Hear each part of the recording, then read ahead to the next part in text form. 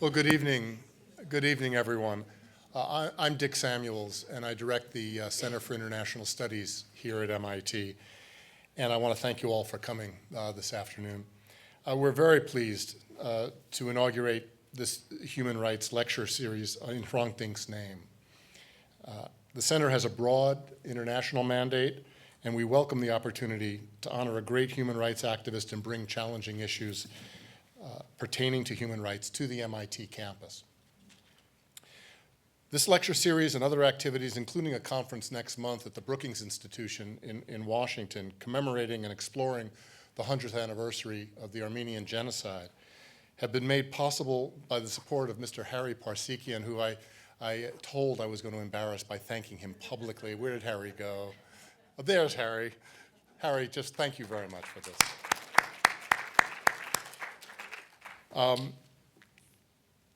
Hrant Dink was an extraordinary journalist, activist, and visionary, and my colleagues and I were delighted to be presented the opportunity by Harry to memorialize him and to thereby provide a platform for recognizing and remembering his work and its purposes. And we honor his memory by convening this lecture series, but for those of you unfamiliar with his life, we want to say a few words about who he was and what he did, in a way to say why we're here.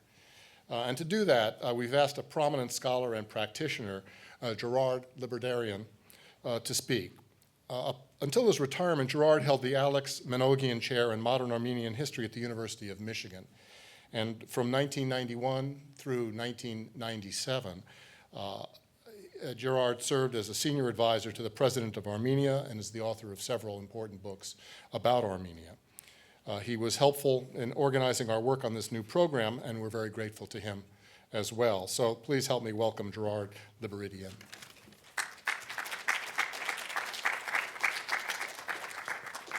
Thank you, Richard, and welcome to all.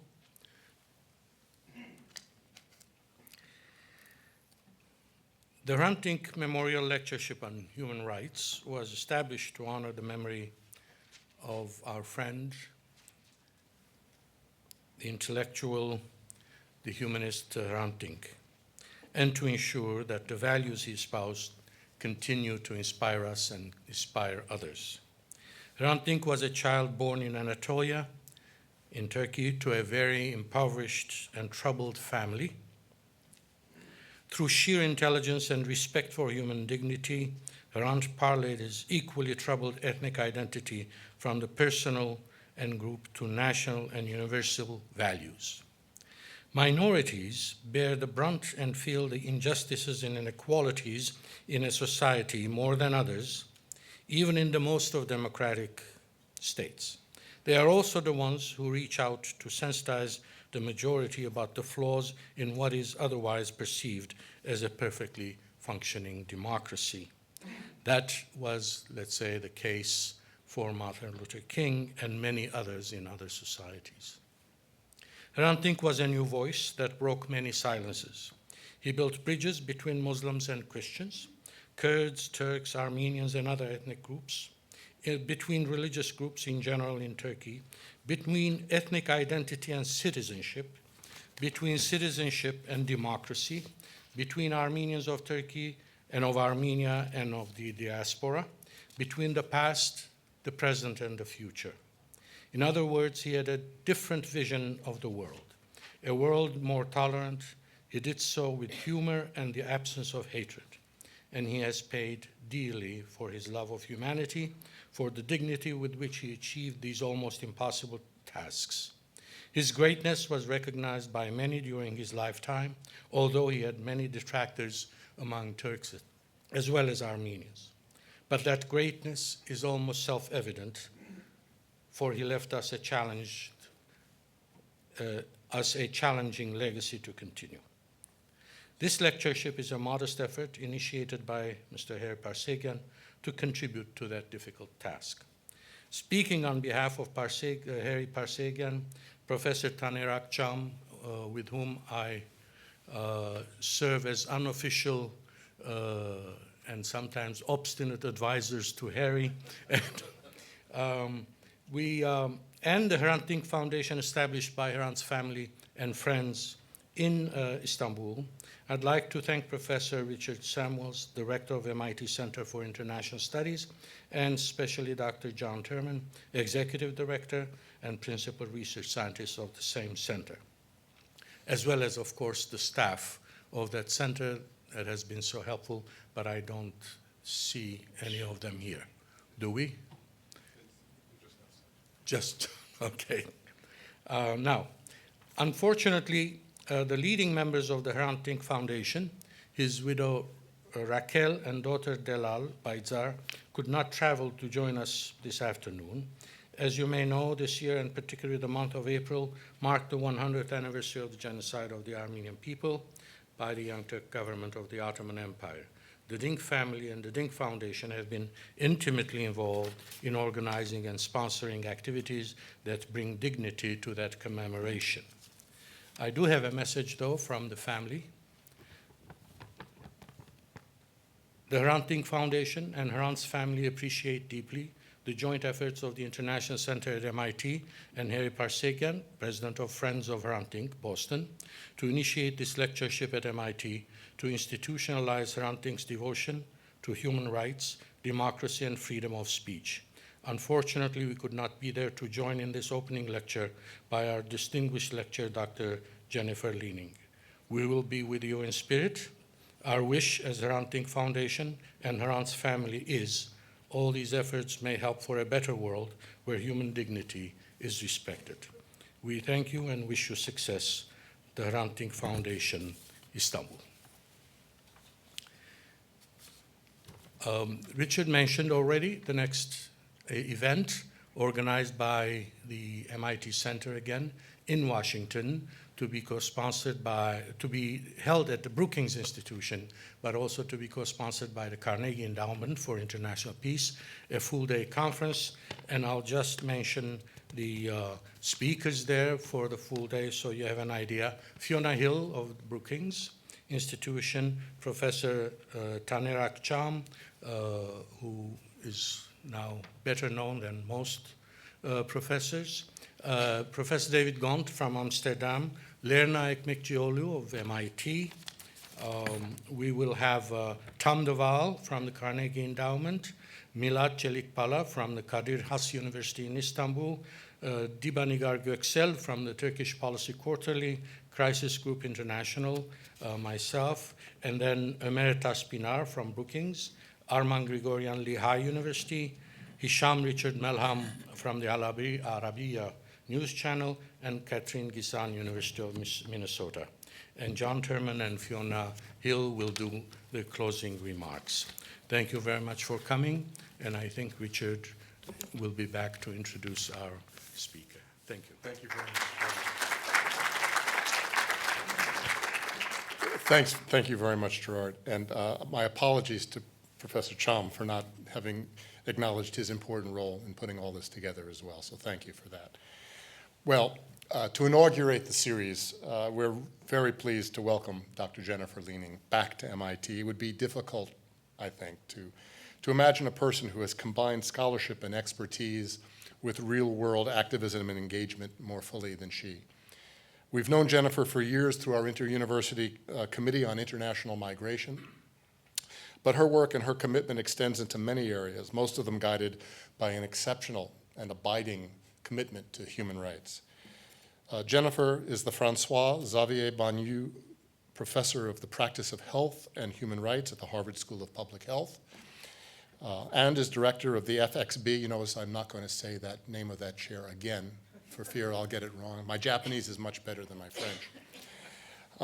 The FXB Center for Health and Human Rights, and Associate Professor of Medicine at the Harvard Medical School. This is one of those cases where listing even the highlights of somebody's extraordinary career could be too time-consuming. But it has included leadership of the Physicians for Human Rights, Physicians for Social Responsibility, and the Harvard Humanitarian Initiative, among many other very important activities. Jennifer has exemplified our own center's variation on the MIT motto. I think most people here know the MIT motto, mens et manus, which we have elaborated slightly to become mens et manus et mundus, the mind, the hand, and the world. And that makes it a special honor and pleasure to welcome back to MIT our friend and our colleague, Jennifer Leaning.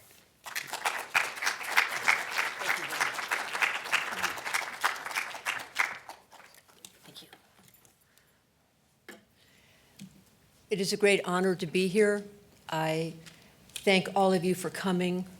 I am especially honored to be in the company of our two distinguished Armenian professors who have now created this opportunity at many universities, at least I know at Harvard and here, for this memorial lecture and for the ongoing discussion of human rights in the name and legacy of Hrant Dink. Professor Taner Akşam, it is a privilege to see you here, and thank you for coming. And I'm very grateful to Richard Samuels and John Turman for organizing this event and inviting me to take part in it. So thank you very much. My task for today is to speak somewhat idiosyncratically about the topic in the title. It's a self-appointed task, so I have only myself to blame if you don't understand the way in which I'm making an argument. We face a bad dilemma now in terms of humanitarian action and human rights. The wars of our time are overtaking our capacities to protect ordinary people from harm. War itself is mutating in ways not well foreseen by formal military doctrine or long articulated laws of war. And the architecture of human rights and humanitarian response, built on a more recent platform established at the end of World War II, is visibly crumbling under the strain of what war has now unleashed upon the world.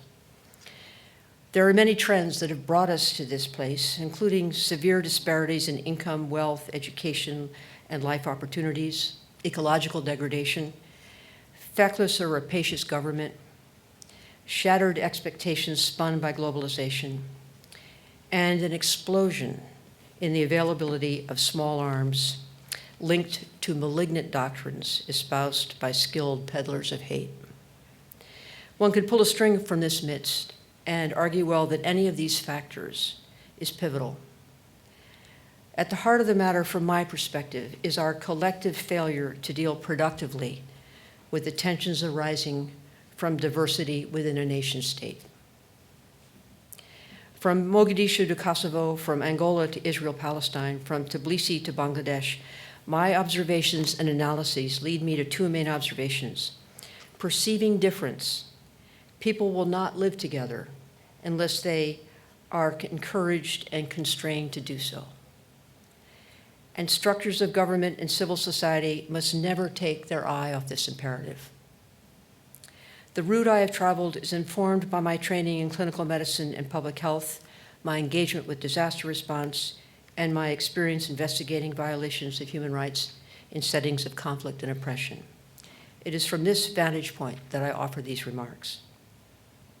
This collective failure to deal productively with diversity has a very long history. A mistrust of the other has deep evolutionary roots in many species. An outsider, an alien presence, can signify insidious or blatant threat to one's known world. Great apes recognize and tolerate about 80 faces. The new face is attacked. In ancient human times, this known world was the family and community. Our species over time has accommodated to diversity in two ways. First, the plasticity of young humans, a baked-in openness to the world, has often allowed groups to discern value and even delight in difference. And second, what we must always turn to in distress is our capacity to create powerful behavioral and conceptual norms. Were it not for social elaboration and adherence to enduring codes of hospitality and strictures on restraint in combat, we might well have wiped each other out centuries ago. It has been argued that the nation state itself arose from efforts to contain the forces of human diversity. The 30 Years' War in Europe, waged from 1608 to 1648, entrained most populations on the continent and laid waste to cities, towns, and countryside. In its wake, the 30 Years' War caused the death of at least 30 to 40% of the people in what was then Germany, and untold numbers of deaths and extensive misery throughout Europe. Multiple treaties, now referred to as the Treaty of Westphalia, finally brought this madness to an end. Historians and political scientists now speak of all political and military events since 1648 as pertaining to the post-Westphalian system, which enshrined the principles of state sovereignty, state rights to self-determination, and established disciplined standing armies to defend the nationalist state. Yet these states, established after the 30 Years' War, encompassed diverse populations, clans, and tribes. Though compelling and possibly transformative, the notion of the nation-state did not deal comprehensively with the challenges to government, economics, and cultures wrought by encircling diversity within defended and privileged nation-state lines. In the centuries following, these challenges became ever greater. The 17th and 18th centuries witnessed extraordinary territorial expansion beyond Europe, as colonialism and the accelerated volume of the slave trade led to tremendous inclusion of diverse populations, but always at a geographical reach and outside the protections of nation-state citizenship. And beginning in small numbers in these years, Jews expelled from Spain, Protestants expelled from France, religious dissidents of many types fleeing from England. By the 19th century, the attempts in Europe to deal with the intensifying friction of difference exploded into full-bore mass immigration from its shores. Analysts now speak of the 21st century as one of global migration. For the West, the 19th century has been so characterized. The tensions in Europe that drove millions to the Americas, Australia, New Zealand, and South Africa had sources in poverty and demography, but also in human rights. Those whose politics, ethnicity, or religious affiliations put them at variance with the majority fled to safety in extraordinary numbers. In this period, the US served as the major destination, a new country, relatively empty, and for decades open and welcoming to all except Chinese and Japanese, who entered primarily as indentured labor. From 1854 to 1920, the US accepted 50 million people from among a world population of what was then 1.1 billion. In the inter-year wars of the 20th century, borders were closed to foreigners. Empires and their alliances, seen as a root cause of World War, were once again, as in 1648, ripped up and national boundaries again created and imposed on tribes, peoples, clans, this time in Central Europe, Africa, the Mideast, and Asia. In a post-World War I quest to render nation-states homogeneous and therefore presumably peaceful, population transfers were instituted under the auspices of the fledgling League of Nations. And by the mid-1920s, closure of national borders made immigration on any scale impossible. Many issues combined to cause this abrupt halt, including fear of communism and other ideologies, anxiety about poor people. Many countries in Europe and the US were beginning to expand social welfare benefits to their citizens, and dread of ethnic and racial pollution, in part fed by racist theories of evolution and the deadly allure of eugenics. Sustaining these concerns was the pervasive intent of the major powers in the period after World War I to suppress all possible sources of instability. We know where this trend led. In his 1938 poem, Gare du Midi, Auden evokes a stranger arriving in Brussels by train, a nondescript express in from the south, crowds round the ticket barrier, a face to welcome which the mayor has not contrived bugles or braid. Something about the mouth distracts the stray look with alarm and pity. Snow is falling. Clutching a little case, he walks out briskly to infect a city whose terrible future may have just arrived. Interpreted by some as the arrival of a sinister ideology, by the others as the spread of disease, this suitcase at the station may also signal the entry of new versions of venomous ethnic hatred. What moved across Europe in those years was certainly all of the above. This somewhat idiosyncratic historical account places the quest for homogeneity of peoples at the causal center of current wars, especially those laced with instances of mass atrocity, and the current eruption of forced migration. Historical experience suggests that mass atrocity arises in two main contexts: organized mass violence or war, and intensifying hate campaigns against identified populations within a country. From the mid-19th century to the present, the international community has endeavored to limit this tendency to kill and destroy the other through elaboration of laws and institutions. Mass atrocity, once begun, has proven difficult to stop in the short run and terribly pernicious to the long-term stability of the society in which it occurs. Careful attention to dynamics within and between countries allows informed analysts to discern the risks and escalation scenarios that describe the slow or rapid sequence of events that can erupt into mass atrocity. These characteristics have led the international community to embark on a sustained and collaborative effort to combat mass atrocity by preventing it. A wealth of analytic and historical information suggests that a key issue in prevention of mass atrocity is dealing with the past. As the UN High Commissioner for Human Rights, Zeid Ra'ad al-Hussein, said this February in an address to the U.S. Holocaust Memorial Museum, after all, years of tyranny, inequalities, fear, and bad governance are what contribute to the expansion of extremist ideas and violence. Few of these crises have erupted without warning. They have built up over the years and sometimes decades of human rights grievances, deficient or corrupt governance and judicial institutions, discrimination and exclusions, drastic inequalities, exploitation and denial of economic and social rights, and repression of civil society and freedoms. Specific kinds of human rights violations, including sexual violence, speech that incites violence, and patterns of discrimination against minorities, can provide early warning of the escalation of crisis into atrocity.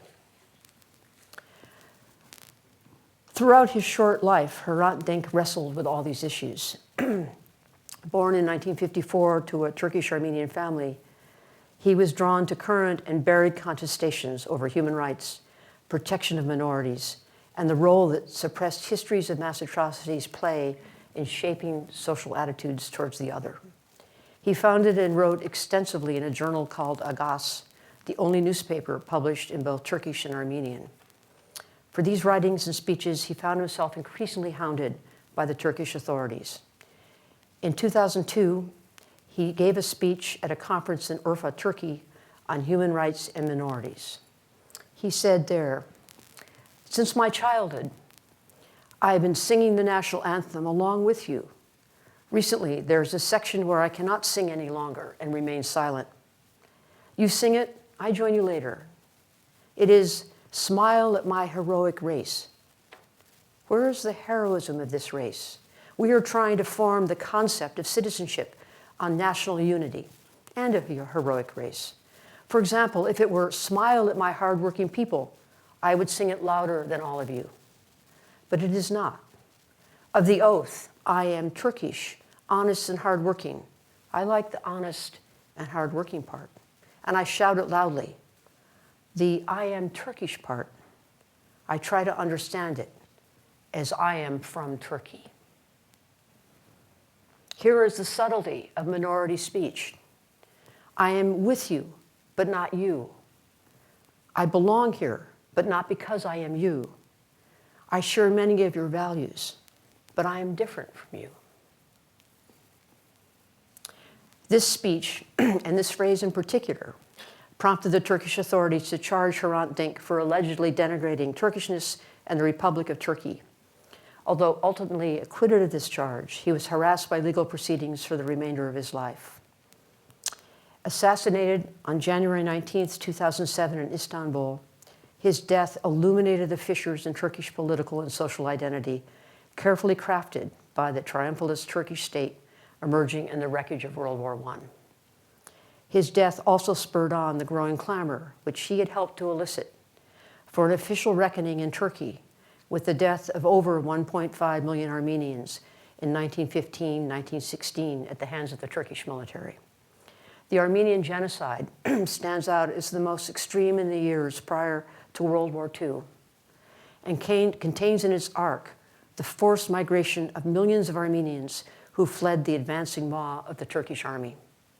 These millions fed the diaspora that had already gathered elsewhere in places of relative refuge and contributed to those huddled in hostile lands in far western Anatolia. And they, in a few short years, became those who were forced again to migrate to Greece in the terrible transfer of populations dictated by the Treaty of Lausanne.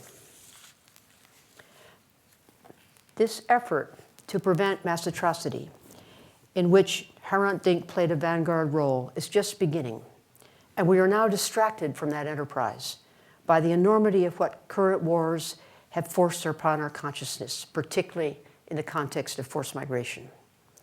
Our standard narrative war rests on the functional, geographic, gendered, and normative distinction between combatants and civilians. This distinction has been assumed to characterize the most prominent features of modern warfare: strategy, tactics, conduct, and training, and the international laws of war. The battlefront is the zone of maximum insecurity where men since time immemorial have fought and died to protect their communities. The home front is a relatively safe zone in the rear that supplies men with weapons and material and provides moral support, healthcare, and comfort to worn out or injured men who have survived the death zone. Combatants serve under the direction of the nation state and make every effort to distinguish between civilians and other combatants in order to spare civilian life. Captured combatants enter a protected status called prisoners of war and are kept safe until they are returned to their side at the cessation of hostilities. These wars, in general, have proved relatively short, 3 to 6 years over the last 350 years. And in this standard narrative, it is expected that at war's end, nations will return to a state of peace, or at least non-belligerence. The wars of our time, now the dominant pattern since the late 1980s, are armed conflicts waged by non-state actors who flout the laws of war by neglecting the rules of distinction between civilian and military targets, or who deliberately direct their armed force against civilian targets. In so doing, they have precipitated massive numbers of civilians into taking patterns of survival flight. Civilians flee to get out of the way of bombardment or deliberate assault by armed parties in modes familiar from conventional wars, but they are not permitted the protections that used to apply to civilian flight. Civilian groups and convoys are choice targets of attack. Civilian supports such as residential housing, utilities, water systems, and roads and bridges are burned or obliterated with artillery and bombs. Sites of sanctuary, such as schools, medical facilities, and places of religion, are prime targets of the assailants. And no geographic space or time is reserved for flight safe from pillage or capture. Voluntary migration of populations has proved to be an engine of exploration, creativity, modernity in any age in which it was evaluated, and now globalization. In this context, the sub-analyses relating to economic migration, push and pull factors, and the extent to which much observed historical migration has been truly or exclusively voluntary still occasions debate. The growing threat of climate change has prompted vigorous and potentially fruitful discussion about the nature of anticipated environmental migration. In settings of armed conflict or stark oppression, however, the use of the term forced migration can stand relatively uncontested. Here we are speaking of the millions who have fled from war or targeted assault within their own country to places of putative refuge, landing either as internally displaced persons within the boundaries of their own nation state or crossing international boundaries to a host country where they are categorized as refugees. The largest number of refugees in recorded history is approximately the 50 million people whom World War II left stranded throughout post-war Europe. Their countries had ceased to exist, or had turned poisonous against them, or had so imploded there could be no going back. Building on the apparatus set up after World War I, and here I'm speaking of the League of Nations, the 1933 Convention relating to the international status of refugees, and the Nansen passport system, the new United Nations in 1951 established the UN High Commissioner of Refugees, UNHCR. Its supporting treaty, the 1951 UN Refugee Convention, derived from the 1933 Convention, went into effect in 1954. In large measure, due to the humanitarian energy that infused the brief post-war period interlude before the peak of the Cold War, these millions by the late 1950s had found settlement, either in refuge or return. The saga has brutal details, but the storyline is not entirely grim. In 1967, in a terse protocol to the 1951 Refugee Convention, the international law on refugees was expanded to include refugees from around the world, current and future, and not just those arising from the historical circumstances of World War II. These resettlement processes, never simple and often spread thin in the years of anti-colonial struggles and post-colonial civil wars of the 1960s through the 1980s, always had to deal with the reluctance of host countries to absorb populations that were very different from their citizen majorities. Yet these countries, in general, acquiesced to the dictates and persuasions of international refugee law. One could hope in these years that the situation facing Jews in the 1930s and very early 1940s would not arise again. In the spring of 2015, the international community faces the largest number of refugees and IDPs since the end of World War II. And it shows every sign, the trend line has now reached close to 50 million, and it shows every sign of exceeding that figure in the months ahead. The reasons lie in the changing nature of war and in the broken framework of refugee resettlement. And this graphic does not extend beyond 2011, and it's in part because the refugee communities of record are not accounting for these refugees and displacements according to the same rubric. So it's harder to build the graph. But it is now well up to the 50 million state here. And it is a definite trend line that is perturbating the international community. So the changing nature of war and in the broken framework of refugee resettlement, we see these numbers rise. A discernible and often dominant pattern in these wars of the last 35 years is a vicious animus against an identifiable subpopulation within the particular nation state. Not only do the non-state or rogue state armed actors directly target civilians, but they also preferentially target civilians who belong to population groups who are in various combinations hated, stigmatized, despised, or feared. We are living in an era when mass atrocity crimes, including war crimes, ethnic cleansing, and crimes against humanity, as well as genocide, are or have been widely practiced with a disconcerting level of impunity or even comment. As in former Yugoslavia, Rwanda, DRC, Sudan, Egypt, Kenya, Central Africa, Zimbabwe, Syria, Iraq, Afghanistan, Israel, Palestine, and now Burma. There is no way to explain these attacks on these populations except as attacks against distinct peoples, distinguishable on the basis of race, ethnicity, religion, language, tribe, or social and political affiliation. The result over these decades has been the accumulation of terrified or despairing people seeking safety from the world's refugee institutions and humanitarian organizations. These millions subsist as dependents of international aid or as undocumented migrants in the African, Mideastern, and Asian cities to which they have fled. They join the economic migrants from desperate parts of Africa to throng the tiny Spanish outposts of North Africa, to the shores of Libya, the land bridges through Greece and Italy, in hopes of reaching a place where they can find the political space in which to live, speak, and to find a future. For years, the international community has struggled in the ebb and flow of these informal non-state wars, including the internationalized internal conflicts of Iraq and Afghanistan, to meet the rising humanitarian demands of these millions.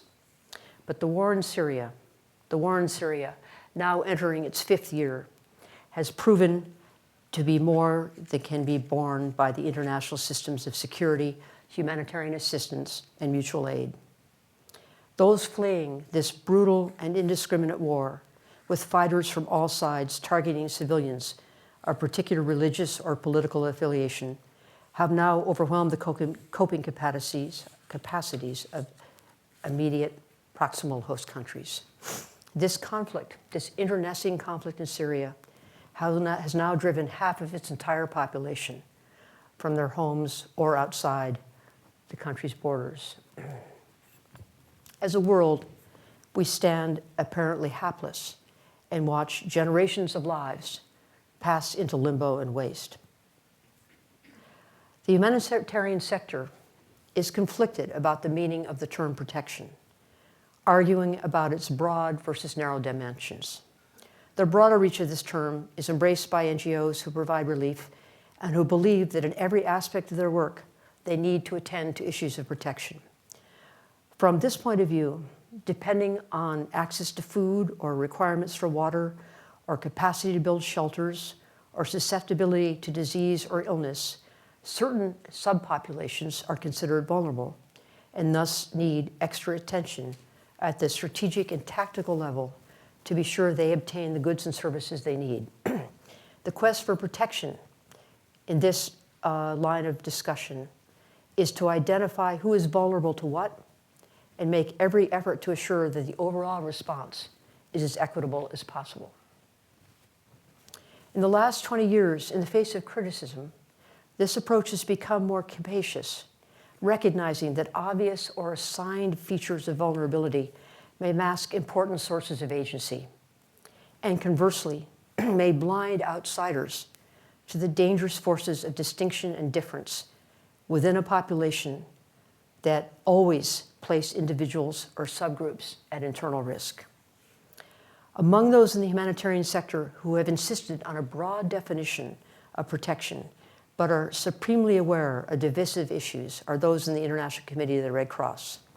They provide medical care, food, and water and sanitation, but they are also privileged to interact with different subgroups on different sides of the conflict regarding treatment of prisoners of war and military conduct.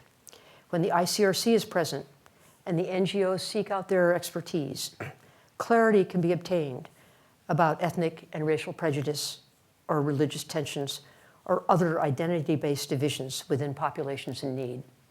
Seasoned staff with Doctors Without Borders also may serve as wise guides. Those who insist on a narrow meaning of protection, such as UNICEF and many human rights groups, do not minimize the life support needs of populations, but reach out to deploy the international legal system to protect those most threatened by their lack of agency. Because they are young, or alone and not accompanied, or stigmatized or not documented, or fall through the cracks in the standard protection regime, they are vulnerable to exploitation, abuse, torture, detention, and trafficking of all kinds, including slavery. The Shield of Achilles, a poem written by Auden in 1952, tears apart the ancient delusions that war is heroic and far away. Thetis, the mother of Achilles, the heralded killer and leader of men, looks over the shoulder of Hephaestus, the god of iron, as he prepares a shield for Achilles. Here, in two excerpted stanzas near the end, we see a cold lament. She looked over his shoulder for athletes at their games, men and women in a dance, moving their sweet limbs quick, quick to music. But there on the shining shield, his hands had set no dancing floor, but a weed-choked field. A ragged urchin, aimless and alone, loitered about that vacancy. A bird flew up to safety from his well-aimed stone. That girls are raped, that two boys knife a third, were axioms to him, who'd never heard of any world where promises were kept or one could weep because another wept. Despite valiant efforts of protection, in the face of millions who need help, these, the promises to protect and maintain humanity, delineate vast lacunae in our current humanitarian response. We return to management of diversity within the system of nation states. The international security sector has failed to intervene against impending mass atrocity, and preventive efforts are nascent. The nations of the UN are unwilling to contribute the funds to support the war-driven crisis in the Mideast. Over the last 4 years, cumulatively, under 50% of UN requests for this region have at best been raised. And the numbers of refugees and displaced peoples in the world are projected to rise above 50 million when the final count is in for 2014. Antonio Guterres, the UN High Commissioner for Refugees, declared in Davos in January that the aid architecture we built after the Second World War is no longer fit for purpose. And to that extent, Syria is the canary in the coal mine. Already the biggest humanitarian crisis of our era, it is a harbinger of potentially far worse to come. Unless we fix this system, things are going to get much, much more difficult. In his remarks, he calls upon the wealthy private sector, now an internationalized business community, to invest in countries that are at risk, to provide direct funding to the UN humanitarian system, and to provide training, education, technology, and logistics to the populations trapped in war and poverty. In the face of mass atrocity wars, Zaid Raid al-Hussein, the UN High Commissioner for Human Rights, pleads for the international community and major powers to invest everywhere in a long-term, international, and intimate focus on education and humanity and human rights. These were his remarks to the Holocaust Museum in February of this year. My children and yours, and children everywhere, need to learn what bigotry and chauvinism are and the terrible wrongs they can produce. They need to learn that blind obedience can be exploited by authority figures for wicked ends. They should also learn they are not exceptional because of where they were born, how they look, what passport they carry, or the social class, caste, or creed of their parents. They should learn that no one is intrinsically superior to her or his fellow human beings. These are important vectors of action from the leaders of these two major UN agencies. Invest to combat misery and educate to combat disdain or hatred of the other. They should be undertaken at once. In the meantime, of the three strategic options for responding to refugee crises, massive increase of support to camps in host countries, temporary population settlement in a third country, and return to country of origin, all seem politically bleak. A short-term and major increase in funding support to host countries in the Mideast, as called for by Guterres, might buy some time. But the refugees in these host countries are destabilizing these nations as we speak and are now beginning to flood the shores and the seas to reach Europe. And voluntary return in the midst of an ever-expanding war in the region seems more remote than ever. In other words, people cannot go home, and in very large numbers, they have exhausted their options for self-salvage through flight. So the question turns to the problematic but theoretically feasible option of temporary settlement in a third country. This is a controversial area of refugee law, but this option would allow receiving countries to accept a large influx of refugees in a category of temporary protection for a short or longer term time until conditions improve at home and they can be repatriated. I raise this option because it is on the horizon of public discussion, lurking in the background of European debate of the desperate deaths at sea, and by deflection, even voiced recently in an astonishingly fatuous editorial in the New York Times, saying the problem was Europe's. Perhaps what is needed now is for countries in Europe and the US to open our doors and embark on a large-scale UN-organized program of temporary settlement. Those Syrian refugees who seek to leave Lebanon and Turkey and Jordan and Iraq must be given the supports to do so and find temporary refuge in countries of relative wealth and stability. In the 1990s, we opened these doors for refugees from Somalia, the Sudan, and the Balkans. But governments now freeze in the face of such large numbers of people considered very different from their own citizenry. We again confront the implicit and atavistic contours of the nation state as a bulwark of homogeneity. Hope lies in the extremity of the problem and the growing consternation of national and UN leaders. In the meantime, we teach human rights and international humanitarian law and humanitarian response and child protection and the liberal arts in all its fine cacophony of voices, because we must continue to believe that the next generation will prove more humane and resourceful than ours has turned out to be. Thank you.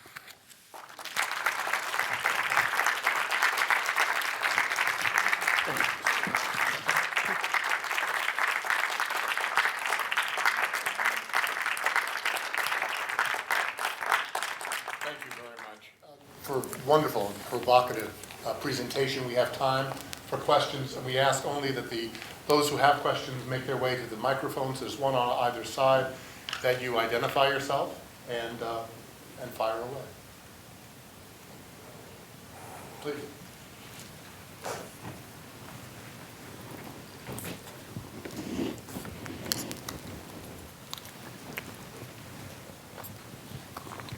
My name is Jacqueline Barber, and I'm a colleague of Professor Leaning's.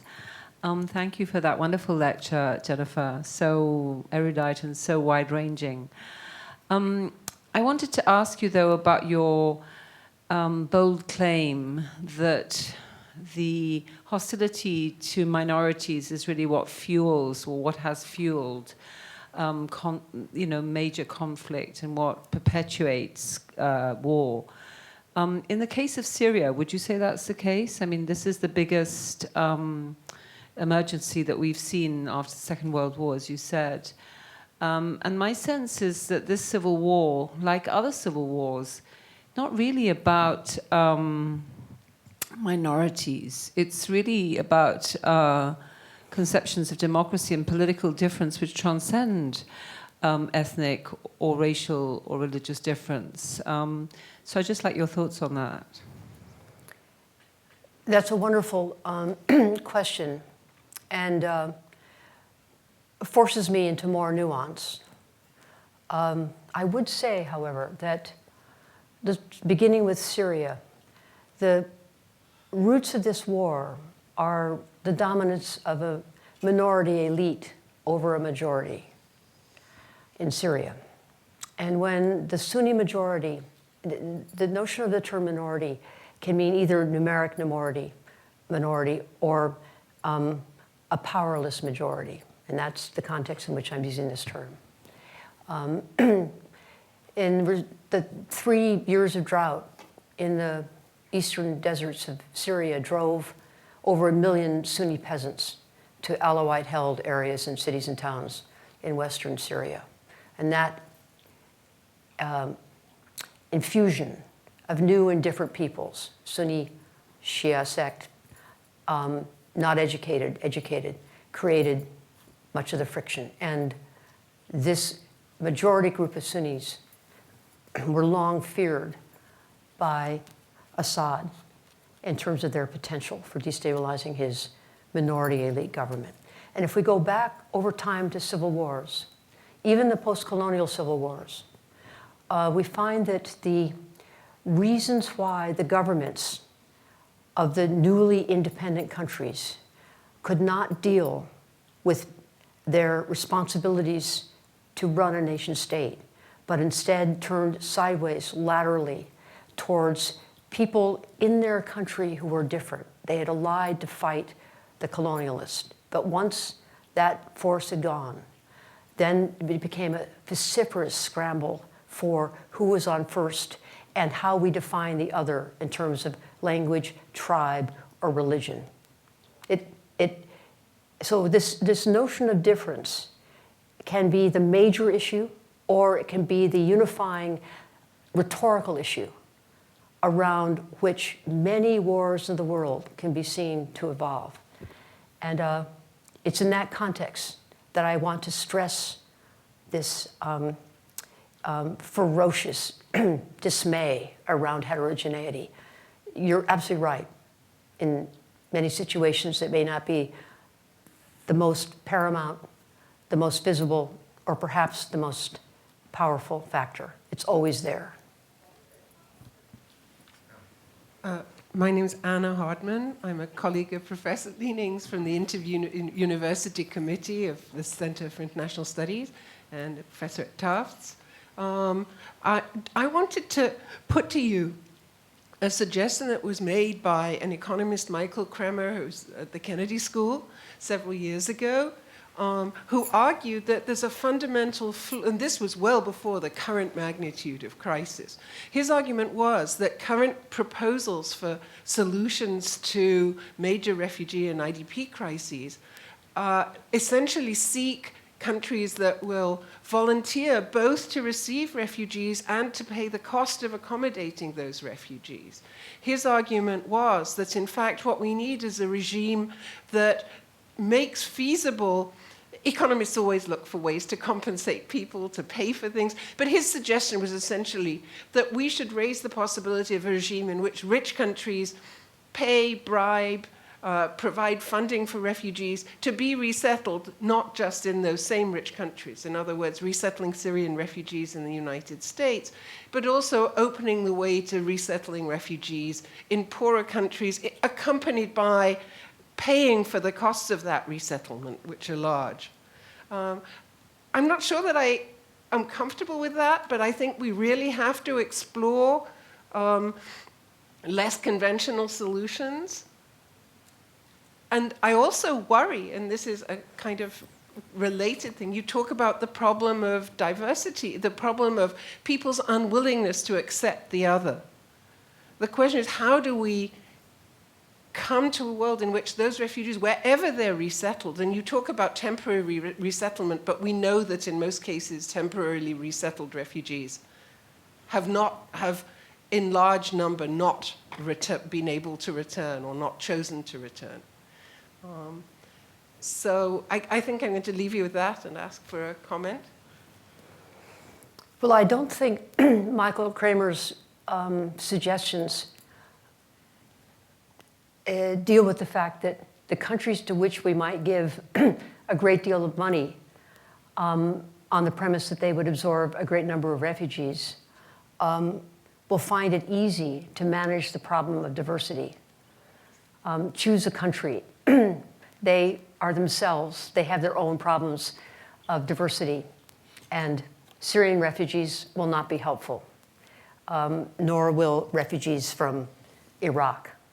So I think it just pushes it down a little bit to one lesser rung of states with less power who might be more cajoled into considering this idea if given a whole lot of money. Okay.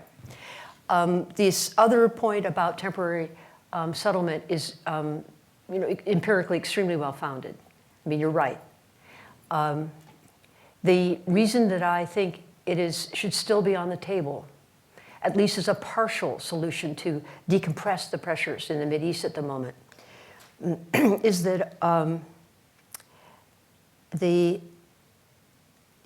vast consternation that you can see in the European capitals about these deaths in the Mediterranean might spark a little bit of horse trading around, okay, we'll take 50,000, you're a bigger country, will you take 200,000?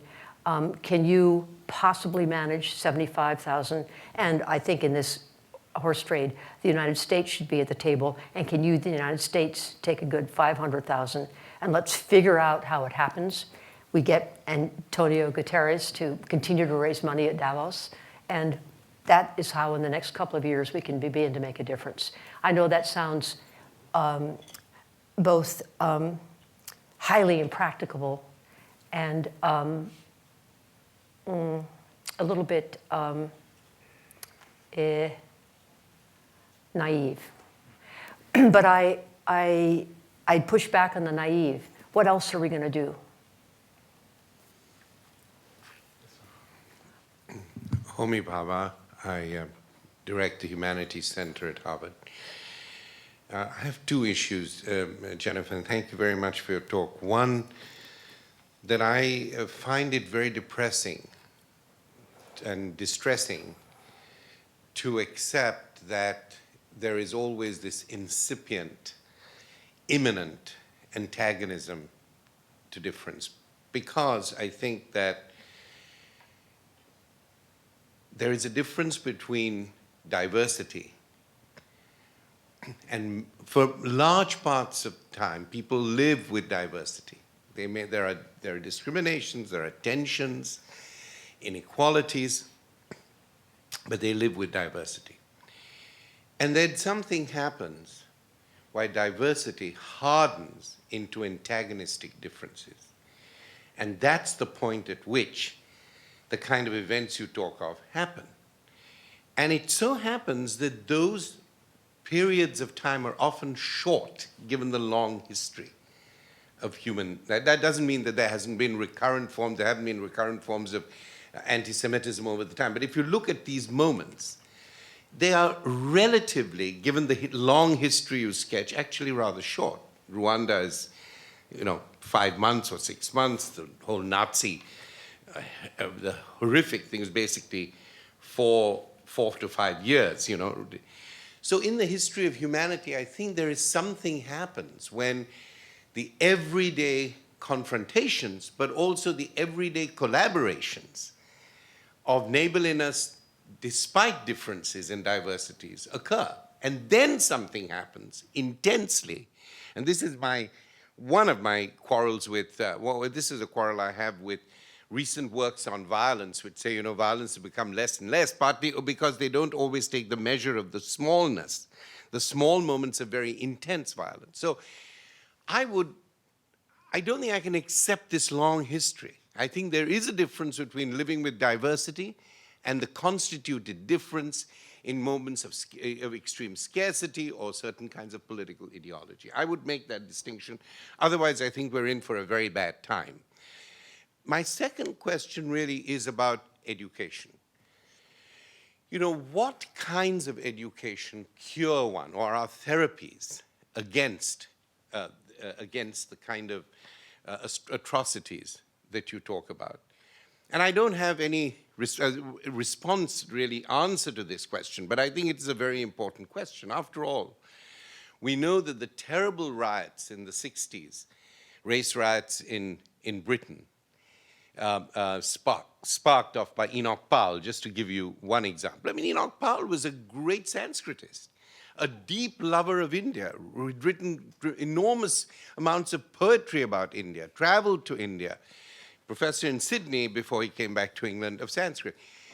I think we really need to think what kind of education can cure us against it. In fact, my research I was doing on Rwanda, one of the passages, and I'll end with this, that really remains with me is from the Nyamata region, where a man says, as a teacher of the humanities, I could never believe that lawyers, doctors, teachers, and priests enthusiastically rolled up their shirt sleeves and picked up the machetes. As we know in Rwanda, even the churches did not give refuge eventually. So here there is a whole question, partly about what kind of education we need to be able to overcome these issues, and partly about the collusion, very often in certain political conditions, of the bourgeoisie, the educated bourgeoisie, And I think this might raise certain questions both about liberal politics, which otherwise look quite progressive, and liberal education, which otherwise looks quite emancipatory. Thank you very much. Well, Homi, excellent and thoughtful comments and questions. In terms of the first, I didn't intend to, even with that idiosyncratic history, to sketch out a summary of the longue durée. In the context of starting with the great apes, great apes do not actually seek out more than 80 people. 80 faces. They actually move together and avoid others. There's territory. Human beings, for much of recorded history, were in very small numbers around the world. And they also were in peasant families, small groupings, et cetera, with long distances between other groups. And as there were situations of greater commingling, there have always been accommodations, and you're completely right, that there have been, in parts of the world, if you look, there have been decades of relative peace. But what I'm starting to ramp up is the mid-17th century. I think then we began to bring in, proactively, deliberately, a vast array of new peoples. We conquered a vast array of new territory, and the population exploded. And where we are, and in those times, just the confrontation could create the problem. But as I said at the beginning, there are also many ways in which you can lead to an incitement to war and mass atrocity against minorities. And this is where you get malignant leaders, who include some very educated people, and encrusted classes of the minority elites who will do anything to stop change.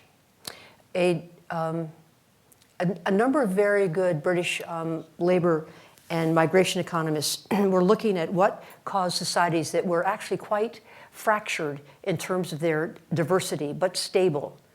Caste hierarchies, or a country that has quite a big Gini coefficient. And they said that it's not the existence of these inequalities and disparities in themselves. It's the sudden shift in what these perceived verities were that creates anxiety and fury. And so a big example was the Shining Path in Peru, which began as a Maoist rebellion in the hillsides. But as the young men moved down into the cities and they saw what was going on, then they came back and revigorated their killing and slaying and their assaults, because they were so furious at what they perceived it had never known before. So the point that I was trying to make here is that it is getting worse. And there are a number of factors at work. And it, in my view, highlights this problem of minorities and diversity. But I would not challenge your point that there's always a spark, an ideology, a rhetorician, a brutal army, a sudden change in economic conditions. There's always a spark. And the point about mass atrocity prevention is recognizing that if the fire is well laid, the spark does not have to be great. And a fire is well laid in countries that have feudal structures of government, mass disparities, dependencies on a single crop, or a past history of genocide and mass atrocity. And you put those together and you scan the world, and there are actually a fair number in that category. In terms of the second point, I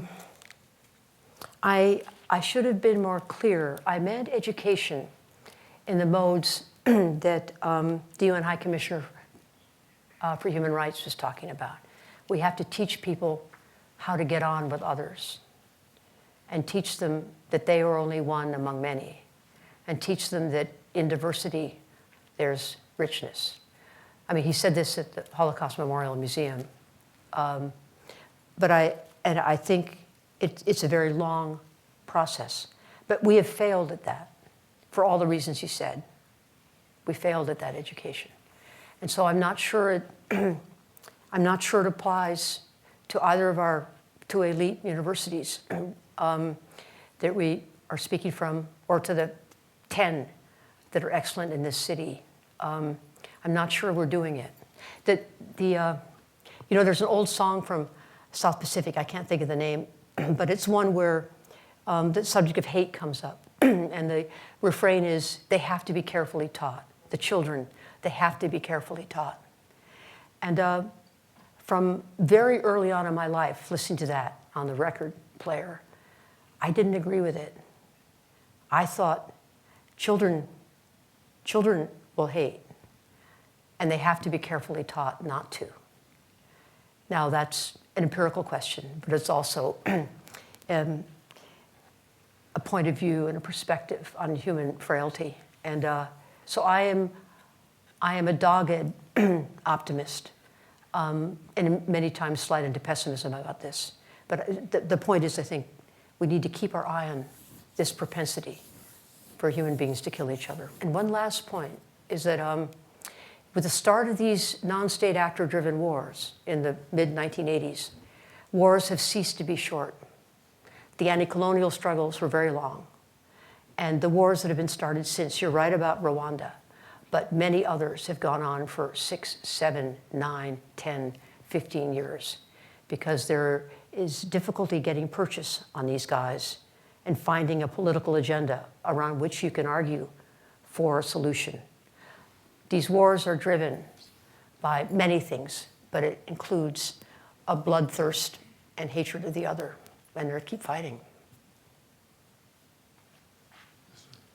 Professor, thank you so much for your wonderful talk. My name is Vazik Chiloyan. I'm a graduate student in mechanical engineering and a member of the MIT Armenian Society. My question was for your comments near the end. I also look forward to a future which can unbiasedly support large numbers of refugees. But can you comment more on the idea that as refugees leave, they leave behind institutions that they fear the destruction of? As a personal case for Syrian Armenians, one of the biggest fears of mass migration out is the continued destruction of schools and cultural centers and churches, and the basic destruction of the identity of a Syrian Armenian. So while we want to look forward to a future where these refugees can be taken care of, what can we do about these institutions that they fear leaving behind? Thank you for that. People who are the most difficult to force into flight, in my observation and reading, are peasant farmers who have livestock and who have tilled the fields, who may have irrigation emplacements. None of those assets are movable, and they constitute the person's entire livelihood and probably generations back. They will not leave. If you look at what has happened in Darfur, it still goes on. But from 2003 on, I was always asking myself, after the second village was burned by the Janjaweed, and these villages are 5, 10 miles apart, people are mobile, they're on camels, horses, they walk. Why didn't the word get out that moving in this direction is a large phalanx of Janjaweed? They were at that village over there the day before yesterday, and they appear to be heading your way. Why did people not flee in advance? Why were they there at 4 in the morning when the Janjaweed arrived and they kicked over the tea kettle and began to rape the women, kill the kids, and the men tried to flee? Why did that keep happening as a pattern up through the end of 2006? And I learned, and this is also true in a much briefer situation in Kosovo, when you looked at the farmers and peasants in the western Aegean area of Kosovo, attacked by the Serbian forces, they didn't leave. They were the last to leave and climb the 10,000-foot mountains to find safety in Albania. Why not? They'd go into the forest edge, because this is a forested country, Kosovo, and they would hover there and look at their livestock. And in the early morning, they would go back to milk the cows, you know, maybe a 500-foot run, and then they'd go back to the forest. Well, the Serbs watched them, and the second morning when they went out to milk the cows, then they'd kill the men. And then the people would still stay. The younger sons would stay, because there were chickens and there were goats, and they would go to care for them, and then they'd get killed. And finally, the grandfather and the old mother and the little kids would take the 10,000 feet hike to safety in Albania. This is This is what keeps people from fleeing, is what is their core livelihood and they have no other sense of options, or what you're describing, which is people stay to hold on to monuments and libraries and shrines and the built evidence of what their culture has maintained and what it stands for. They put themselves at risk. Probably they're staying there, and these wars that I'm speaking about will not do much to protect these instantiations of history and culture. I honor them. But these wars wipe out history. There are no records left in many places. Timbuktu is a partial relic of what it was after the Boko Haram got through them. So this is my point, that I acknowledge what you're saying. In the old days, it might have had some protective value when the rules of war were more respected. I'm not sure it's going to provide much protection to the built